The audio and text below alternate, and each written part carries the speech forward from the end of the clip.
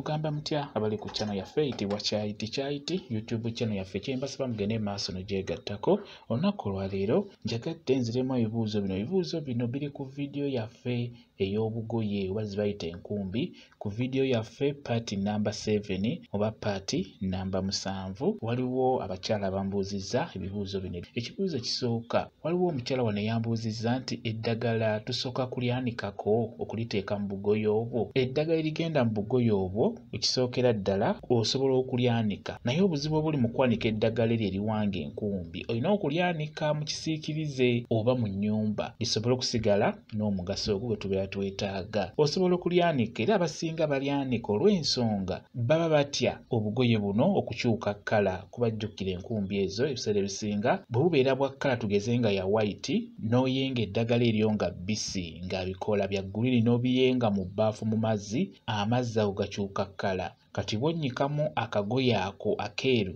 kaba kajja kukyuka kkala. Abasinga ekyo bakitya nnyo. Bw'oba otidde okukola bw'otyo eddagala eryo osobola okulyanikako bulungi, olikuŋŋaanya ne liwera bulungi nnyo. Osobola okusooka n'olisekula nga tonnaba kulyanika, sooka olisekule nga bbisi, lisekulire mu kinu bulungi gyo. Bw'omala oddisekula lyanike mu kisiikirize oba mu nnyumba. Bw'omala oddyanika beera nga oliyiwa mu mazzi, beera ng'owanga enkumbi zo oba otereeza obugoye bwo ng'obusaamu eddagala. Ekibuuzo ekisoose kyekyo. Eddagala ekkalu osobola oddikozesa ng'osoose n'olyanikako, ate era n'ebbisi nalyo osobola oddikozesa bulungi nnyo okuwanga enkumbi ezo oba okuliteeka mu bugoye obwo.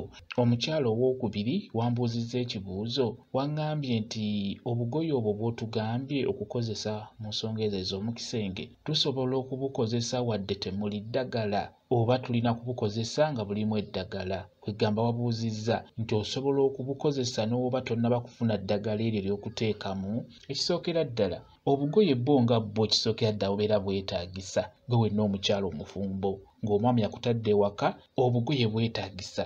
Ekirala ky'obuuzizza ekyo nti osobola okubukozesa wadde temuli ddagala, tekirina buzibu. Osobola okubukozesa wadde tonnaba kufuna ddagala lyakuteekamu, naye ky'olina okumanya nti kikulu nnyo oba kirungi n'okozesa obugoye obwo nga buteekeddwamu eddagala. Oba mukitegeera? Kati bw'obeera tosobodde kufuna ddagala eryo, funa obugoye obeere nga ogira obukozesa nga temuli ddagala, eno nga bw'onoonya eddagala eryo erigendamu.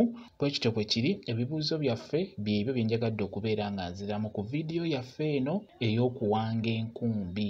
Ku vidiyo yaffe eno eya paati ey'omusanvu ebibuuzo ebyo bye mwambuuzizza.